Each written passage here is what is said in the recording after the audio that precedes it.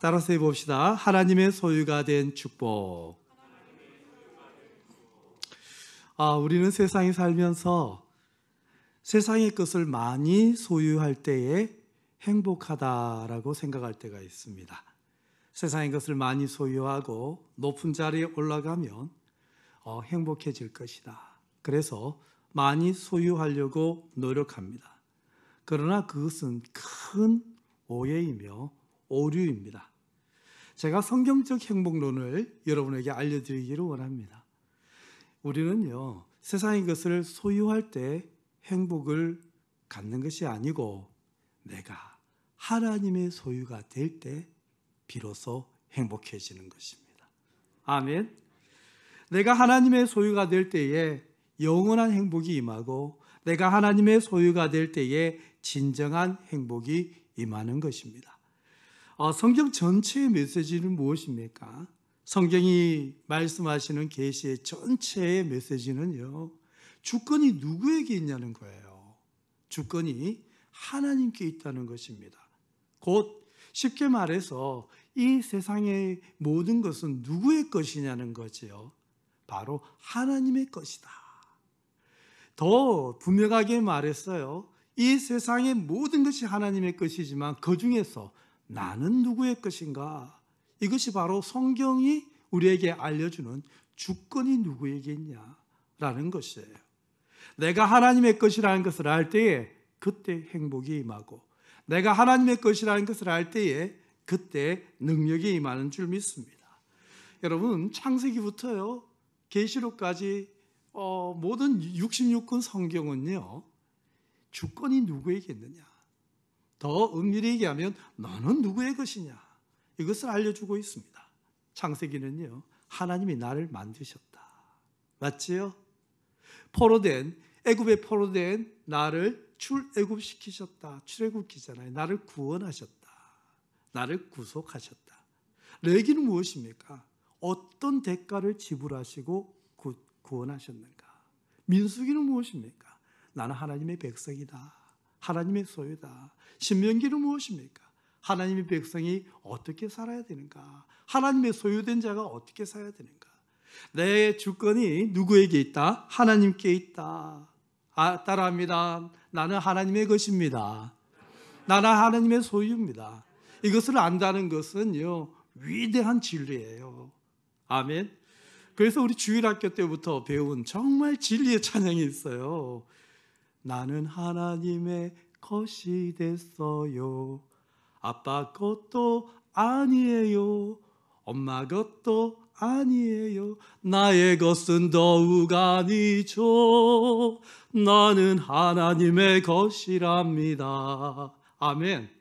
이 노래를요 일평생 불러야 됩니다. 그것이 능력입니다. 오늘 본문의 내용도 바로 그 내용이에요. 오늘 본문의 1절부터 분명히 진리를 선포하고 있습니다. 야곱아, 너를 창조하신 여호와께서 지금 말씀하시느니라. 이스라엘아, 너를 지으신 이가 말씀하시느니라. 너는 두려워하지 말라. 내가 너를 구속하였고 내가 너를 지명하여 불렀나니 너는 내 것이라. 이것이 진리예요. 성경이 우리에게 주는 메시지, 너는 내 것이야. 이것이 바로 성도들의 행복론입니다. 언제 행복합니까? 무엇을 소유해서 행복합니까? 아니요. 내가 하나님의 소유가 되었다는 것을 알 때에 그때 행복해져요. 따라합니다. 나는 하나님의 것입니다. 오늘은 광복 76주년 기념 감사주일 예배입니다. 일본 제국주의 압제 속에서 광복을 되찾았어요. 여러분, 광복이라는 뜻이 어떤 뜻이죠? 빛광, 돌아올 복. 그렇죠? 빛으로 돌아오다 아닙니까? 광복. 그런데 우리나라의 주권을 다시 찾은 나라, 그날이 바로 광복 아닙니까? 신앙적으로도 마찬가지예요. 영적인 광복이 뭐죠? 죄된 생활에서 다시 돌아온 날, 빛 가운데로 돌아온 날, 진리 가운데로, 생명 가운데로 주님께로 돌아온 날, 그것이 바로 영적 광복 아닙니까? 예수님께로 나오는 것, 그것이 무엇이냐면 내가 하나님의 주권을 도둑질하고 있었던 거예요. 내가 주인인 줄 알고. 또 어떤 사람은 죄의 종노릇하고 있는 거지요. 그런데 이 주권을 누구에게? 하나님께 드리는 날, 하나님의 소유권을 인정하는 날, 그것이 바로 영적 광복 아니겠습니까? 아멘. 여러분, 광복의 삶을 살고 있습니까? 바로 광명의 삶입니다. 우리는요, 내가 나의 주권이 하나님께 있다라고 고백할 때에 그때 내 안에 진정한 광명이 임합니다. 진정한 광복이 임해요. 어둠이 떠나가요. 할렐루야. 그런데 하나님이 우리는 신앙생활 할 때 하나님까지 자기가 소유하려고 하잖아요. 세상도 소유하고 물질도 소유하고. 하나님을 믿을 때 하나님은 나의 하나님을요 고백할 때 하나님을 내 것으로 삼으려고 할 때가 있어요.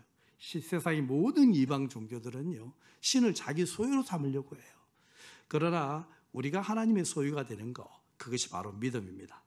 그런데 오늘 본문에서는요, 내가 하나님의 소유라는 분명한 법적 근거가 두 단어로 나타나고 있어요.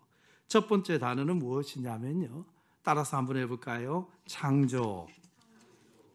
1절에 한번 보십시오. 야곱아, 너를 창조하신 여호와께서, 하나님께서 나를 창조하셨다는 거예요. 하나님의 형상대로, 하나님의 모양을 따라 하나님께서 나를 창조하셨어요. 그러므로 나는 누구의 것이죠? 하나님의 것이죠. 그런데 또 단어 하나가 더 나옵니다. 그 뒤에 보면 내가 너를 구속하였고 라는 단어예요. 구속. 구속은 무엇이죠? 값을 지불하고 사오다라는 뜻이에요. 하나님이 나를 창조하셨는데 나를 값을 지불하고 또 사오신 거예요. 하나님은 이미 나는 하나님의 것인데 하나님은 이중적으로 하나님께서 나를 하나님의 소유로 삼으셨다는 거예요. 법적으로 우리는 하나님의 것입니다. 죄로 인하여서 우리가 죄의 종노릇하고 있었지요. 그러나 죄의 종된 우리를 주님이 사오신 거예요. 죄로 인하여서 이스라엘 백성들이 바벨론의 포로로 끌려갔습니다. 그러나 주님은 그냥 두지 아니하시고 그들을 다시 찾아오시는 그 사건을 두고 구속이라는 단어를 사용하고 있습니다. 주님이 값을 지불하지 않아도 됩니다. 근데 값을 하면서까지 주님은 우리를 소유로 삼고 계셔요. 여러분, 호세아 선지자가 타락한 아내 고멜을 찾아오는 사건 여러분 아시죠? 자기 아내인데도 불구하고 아내를 값을 지불하고 아내를 다시 찾아옵니다. 이거 얼마나 마음 아픈 일이에요. 그렇게까지 아내를 찾아오는 그 모습이 하나님의 당신의 백성들을 찾아오는 모습이에요. 그리고 하시는 말씀이 너는 내 것이다. 예를 들어서 말씀해 볼게요. 한 장인이 있었어요. 시계를 만드는 장인. 근데 그 장인이 유일한 시계를 만들었어요. 근데 그 시계는요, 팔기 위해서 만든 것이 아니고 영원히 소유하기 위하여 만들어서 그 시계에다가 자신의 이름을 새겨 넣었어요. 그런데 어느 날 도둑이 이 시계를 훔쳐가 버린 거예요. 오랜 세월 동안 이 시계를 찾았지만 찾지 못하다가 어느 날 그 명품 시계관에서 자신의 시계를 발견한 거예요. 그래서 주인에게 얘기합니다. 이 시계는 제가 만든 제 시계입니다. 제가 분실했어요. 잃어버렸어요. 그런데 여기에 있네요. 저에게 주셨으면 좋겠습니다. 줄까요? 줘야 될 법적 이유가 없잖아요. 그래서 한 번 더 얘기합니다. 뒤를 보면 이름이 새겨져 있습니다. 그 이름이 제 이름입니다. 제 거 맞지요? 주세요. 줄까요?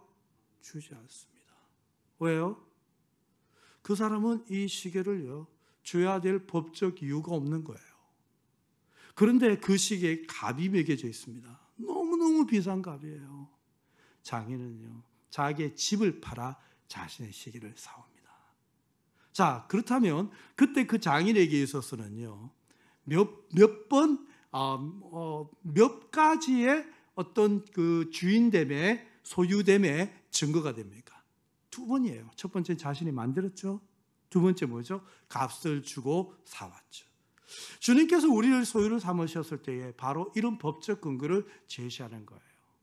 너는 너의 것이 아니고 너의 인생은 너의 인생이 아니고, 너의 시간은 너의 시간이 아니고, 너의 모든 소유는 너의 것이 아니고 누구의 것이다?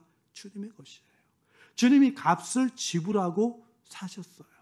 그리고 하시는 말씀이에요. 너는 내 것이다. 이 음성을 듣는 사람은요, 행복한 사람입니다. 인류의 역사는요, 주님이 우리를요, 어떻게 값을 지불하고 찾아오셨는지, 어떻게 하나님이 나를 소유로 삼았는지, 하나님이 나를 사랑하시는지 그것을 알려주는 역사예요.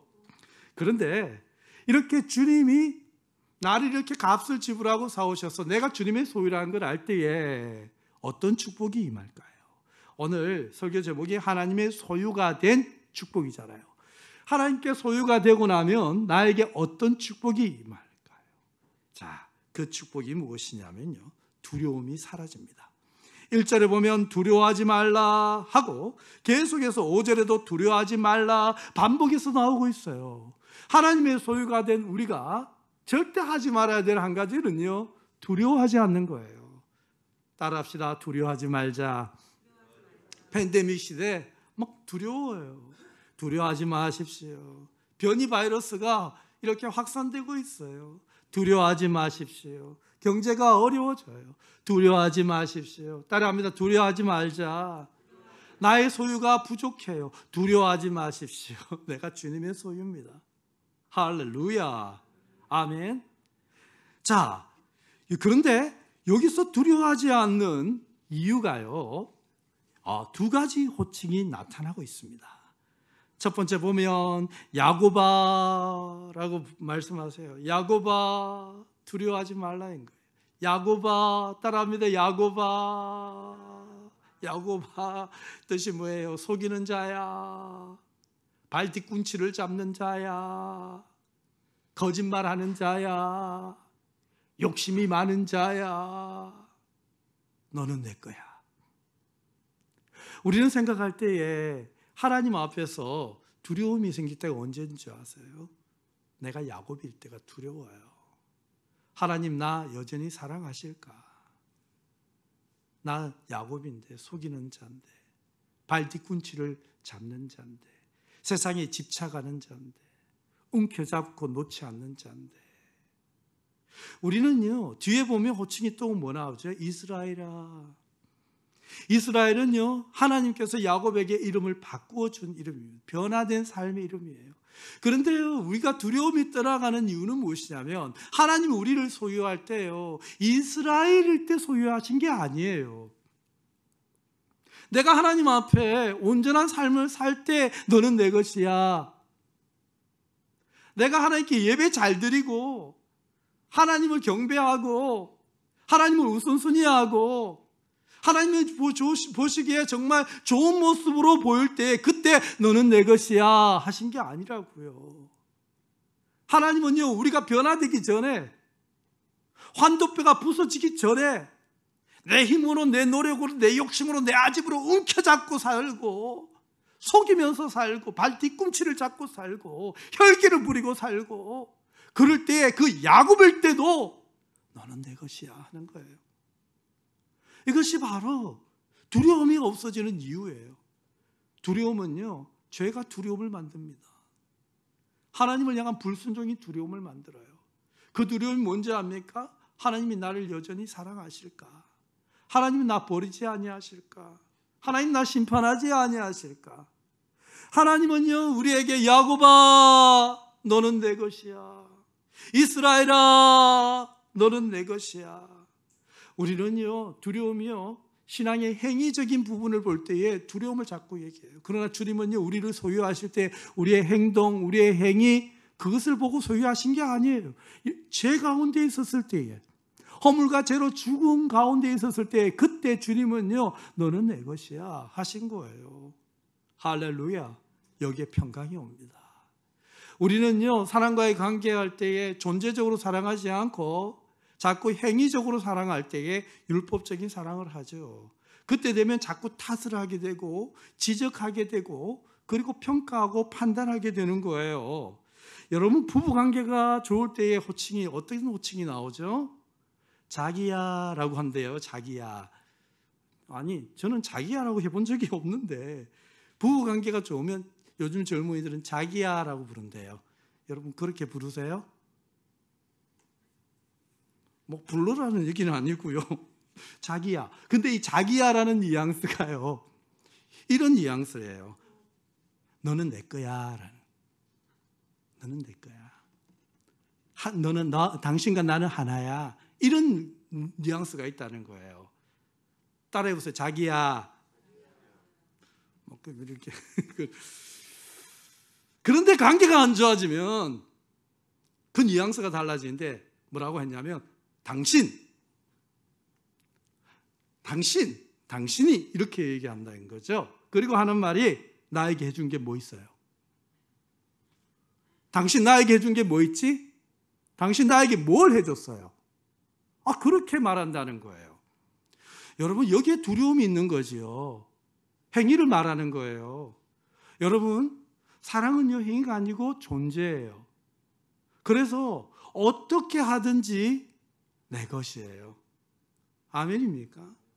우리 아이들도 부모님에게, 복음을 모르는 자녀들이 이런 얘기 하잖아요. 부모님에게 나에게 해준 게 뭐가 있어요?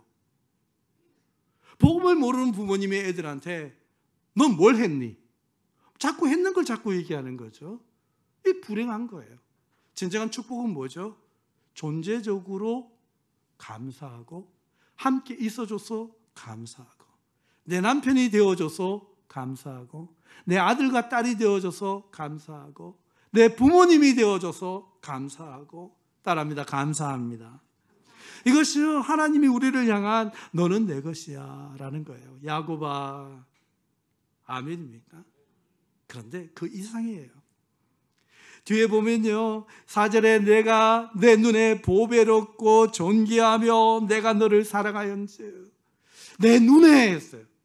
이게 어떤 표현인 줄 아세요? 세상 사람들은 어떻게 보든지 간에, 주위의 사람들은 어떻게 평가하든지 간에, 사람들은 너가 어떤 사람이라고 그렇게 평가하고 정죄하고 참소하는지 모르겠지만 내 눈에 보기에는 너는 보배롭고 존귀해.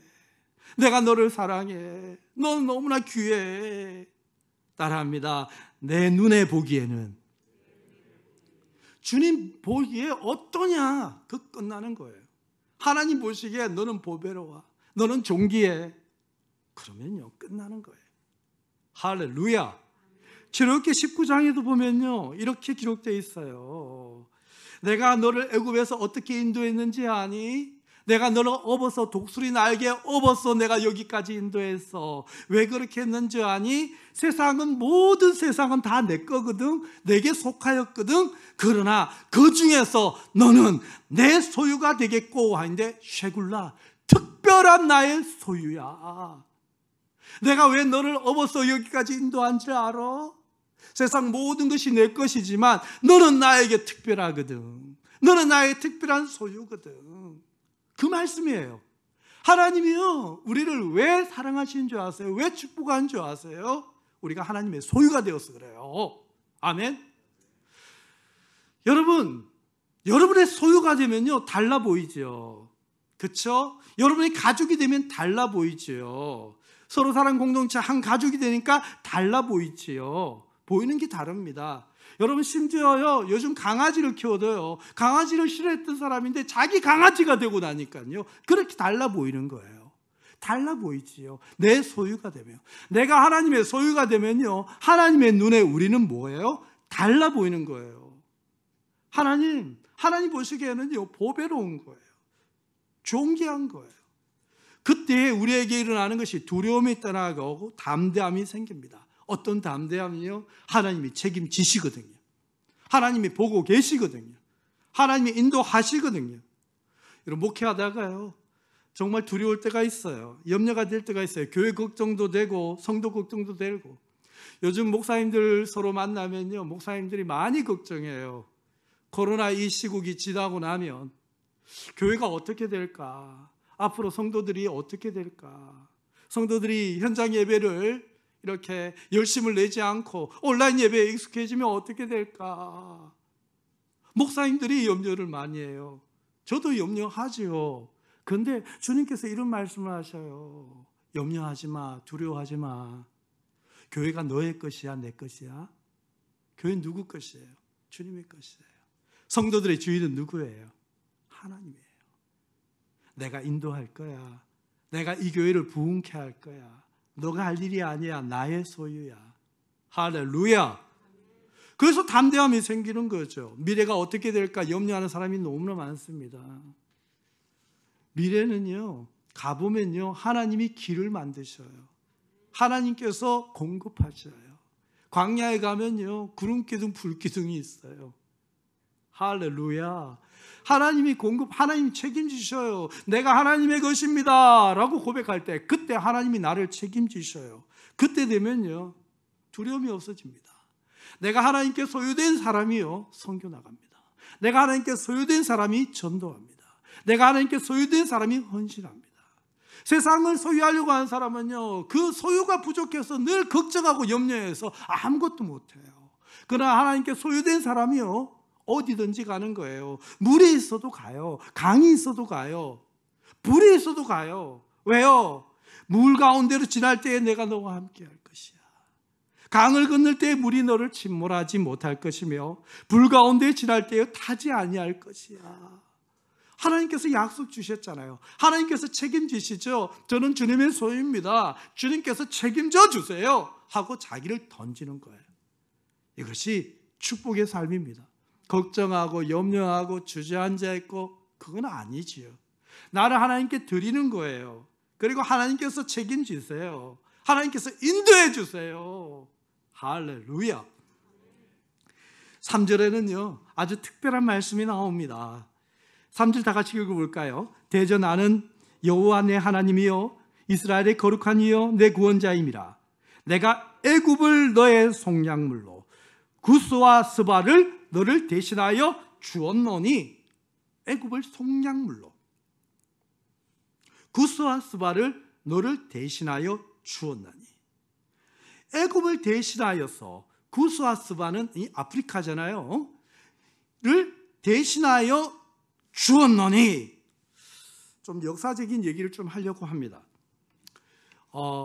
바벨론이 무너지고 페르시아가 이제 고대 근동을 다 장악했을 때에, 그때에 고레스의 정책은요, 바벨론과 달리 각 나라의 문화를 존중하고 이렇게 유화 정책을 펴줬어요. 그래서 이스라엘 백성들 다시 예루살렘으로 귀환하여서 성전을 지으라고 지원까지 해줍니다. 소수민족들을 억압하지 아니하고 소수민족들을 지원해주고 오히려 관대하게 해주는 거예요. 그 이유가 뭘까요? 고레스가 마음이 이렇게 넉넉하고 착한 왕이라서요. 첫 번째, 하나님이 감동을 일으켰죠. 그런데 여기에요, 정치적인 의미가 있습니다. 고레스의 목적은요, 소수민족들 아니에요. 소수민족들을 이렇게 억압할 이유가 없어요. 소수민족들을요, 자기 편으로 만들어야 돼요. 왜냐하면 고레스의 목적은요, 애굽이거든요. 애굽도 잡아먹어야 되거든요. 또 그 밑에 뭐죠? 아프리카, 구스, 스바도 잡아먹어야 되거든요. 그것을 잡아먹기 위하여 소수민족들을 유화 정책을 펴고 자기 편으로 만드는 거지요. 우리는 생각할 때 그것이 목적이다 생각하죠. 근데요, 이 역사가 무슨 역사냐? 하나님이 그렇게 대신 애굽을 주었다는 얘기예요. 바벨론에게. 아니, 페르시아에게. 페르시아에게 바벨론도 주고 애굽도 주고 스바도 주고 구스도 주고 다 주는 거예요. 대속물로, 속량물로, 대신이라고 표현 나옵니다. 누구를 위하여? 우리를 위하여. 누구를 위하여? 이스라엘 그 작은 나라를 위하여. 하나님께서 그 나라를 소유로 삼았기 때문에 이 나라는 건드리지 말라 이겁니다. 하나님께서 소유를 삼았기 때문에 역사적으로 보면 그렇게 평가하지만 그 안에 진위는 무엇이냐면 하나님의 역사예요. 하나님이 붙잡으신 거예요. 하나님이 이스라엘을 소유하였기 때문에 고레스가 관대하게 그렇게 대했던 거예요. 할렐루야. 맞지요? 이것이 하나님의 역사입니다. 저는 여러분에게 오늘 선포합니다. 여러분이 하나님의 소유가 되잖아요. 그러면요, 하나님이 여러분에게 관대하게 하십니다.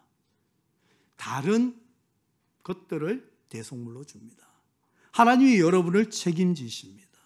하나님이 여러분을 보호하십니다. 아멘입니까? 제가 지난주에 우리나라 애국가를 우리 기독교인이 지었다고 제가 주장했죠. 우리 애국가의 이 가사는요, 사실상 역사적으로 누가 지었는지 아무도 모릅니다. 이 가사를요. 언제부터 불려졌냐면요, 배제학당에서부터 불려졌다고 합니다. 여러분, 배제학교가 누가 세운 학교입니까? 아펜젤로 선교사님이 세운 학교 아닙니까? 철저한 기독교 사상으로 학교를 세우고 인재들을 배출하는 그런 학교였어요.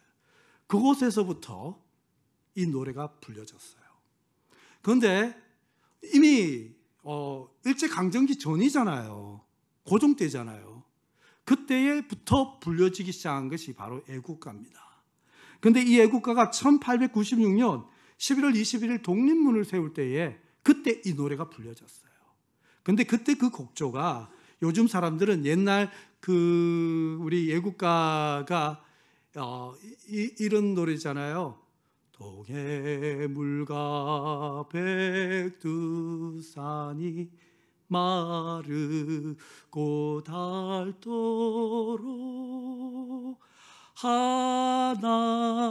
하나님이 보호하사 우리나라 만세. 맞죠? 이 노래입니다. 하나님이 보호하사예요.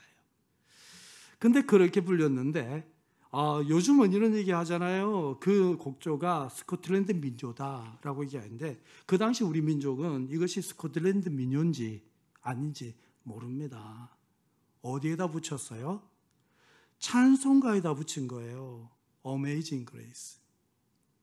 나 같은 죄인 살리시. 거기에 붙여서 배제학당 학생들이 노래를 부르기 시작했고 그 곡조에 맞춰서 함께 노래 불렀던 거예요.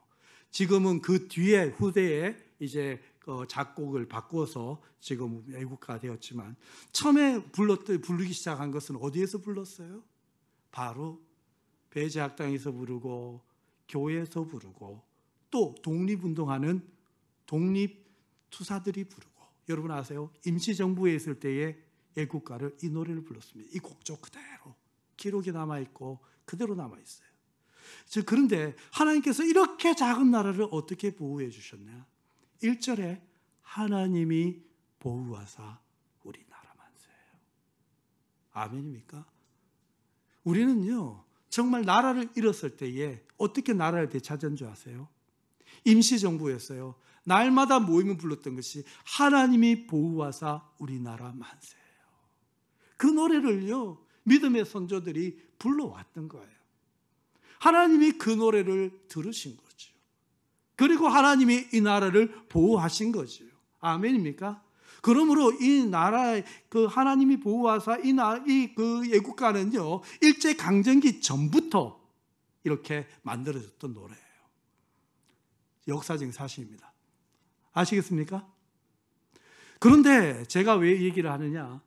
언제 우리가 구원받았나요? 이렇게 연약하고 불쌍한 나라 하나님께서 쉐굴라 특별한 소유로 삼으신 거예요. 그리고 하나님이 우리를 보호하신 거예요. 하나님이 여기까지 인도하여 주신 줄로 믿습니다. 할렐루야. 여러분 과거의 러시아가 얼마나 기독교로 영광스러웠던 나라인지 아세요? 러시아 정교회는요 여러분 굉장히 철저하게 신앙을 지켰어요. 그런데 공산혁명이 일어나고 나서 교회가 다 무너지고 나서 종교를 다 폐지시키고 나서 교회가 무너지고 나서 어떻게 되었습니까? 나라가 무너져 버렸어요. 여러분 우리 가까운 역사 속에서 아시죠? 90년대 말에 구소련이 무너지고 그러나서 러시아가 다시 세워졌을 때에 여러분 어떤 현상이 일어난지 압니까? 그때 2000년대에 러시아 국가를 만들었습니다. 국가를 새롭게 만들었어요. 근데 그 새롭게 만들었는데 2절에 뭐가 들어있는 줄 아세요? 하나님이 보호하사가 들었어요. 하나님이 보호하는 나라에 대한 2절에 넣었어요. 우리나라는 1절에 했는데 2절에 넣었어요. 왜 그럴까요? 과거 러시아의 영광을 다시 사모하는 거예요. 물론 지금 정교회는요, 정치적인 교회로 이렇게 나라의 정신과 이념을 이렇게 세우기 위한 그것으로 정치적인 종교로 지금 만들어 놨지만, 그래도 다시 노래에 무엇을요? 하나님이 보호하사라고 넣었어요. 그런데 지금 러시아 공산당에서요, 그것을 빼려고요, 그렇게 하는데 이렇게 안 되는 거죠. 차단되는 거죠. 왜요? 그렇게 나라가 힘들었으니까요. 이것이 무엇이냐 하면요, 제가 여러분에게 선포하는 것이 무엇이냐 하면 작은 것 같지만요, 하나님이 보호하사 하나님의 소유됨을 인정하는 그때에 국가도 공동체도 그리고 한 개인도 하나님의 보호를 받습니다. 내가 하나님의 소유인 것을 날마다 고백하는 거예요. 내 아이가 하나님의 소유인 것을 고백하는 거예요. 내 딸이 하나님의 소유인 것을 고백하는 거예요. 하나님의 딸입니다. 하나님이 책임져 주세요. 하나님의 아들입니다. 하나님이 책임져 주세요. 내 남편은 하나님 남편 아니구나. 하나님의 것입니다. 하나님 책임져 주세요. 내 아내 하나님의 것입니다. 나의 부모님 하나님의 것입니다. 하나님이 책임져 주세요. 그렇게 고백할 때 하나님이 붙잡아 주실 줄 믿습니다. 그래서 날마다 하나님께 드리는 거예요. 이 나라도 하나님께 드리는 거예요. 하나님 이 나라 붙잡아 주세요. 하나님이 지켜주세요. 할렐루야. 하나님께 소유가 됨을 고백하는 그 사람은 축복된 사람입니다. 앞날이 열립니다. 하나님이 그 사람의 앞날을 창조하기 시작합니다. 그러나 하나님의 소유를 고백하지 않고 내 인생이 나의 것이라고 얘기하고 나의 소유를 나의 것이라고 말하는 사람들은 수고하고 땀을 흘리지만 땅에서 엉겅퀴가 나오는 거예요. 그러나 부족하고 연약하지만 내 인생은 하나님의 것입니다 라고 고백할 때에 수고하고 땀을 흘리는데 열매가 열리는 거예요. 30배, 60배, 100배 열매가 열리는 줄 믿습니다. 여러분 가는 곳에 여러분의 힘이 아니라 하나님의 크신 손이 함께하기를 바랍니다. 너는 내 것이야. 내가 너를 책임질 거야. 하나님의 이 은혜가 어떤 은혜입니까? 왜 하나님이 이렇게 큰 은혜를 나에게 주셨습니까? 너는 내 것이니까 내가 너 주면 그것은 내 거잖아. 맞죠? 너는 내 것이니까 내가 너에게 물질을 주면 그 물질 내 거잖아. 너는 내 것이니까 내가 너에게 시간을 주면 그 시간 내 거잖아. 내가 너에게 모든 것을 더하여 주면 그 모든 것이 내 거잖아. 그래서 하나님이 쏟아부어 주시는 거예요. 따라합니다. 나는 하나님의 것이 되었어요.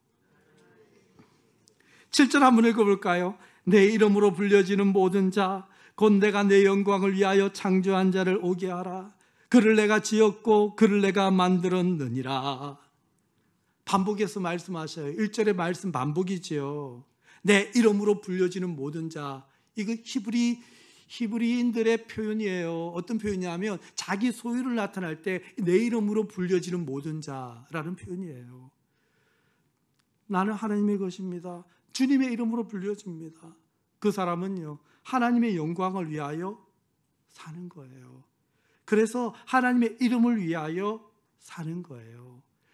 자기 이름으로 위하여 살지 않고 누구 이름으로? 하나님의 이름을 위하여, 예수 그리스도의 이름을 위하여, 하나님의 영광을 위하여 사는 자, 그 자가 바로 하나님의 소유된 사람의 삶인 줄 믿습니다.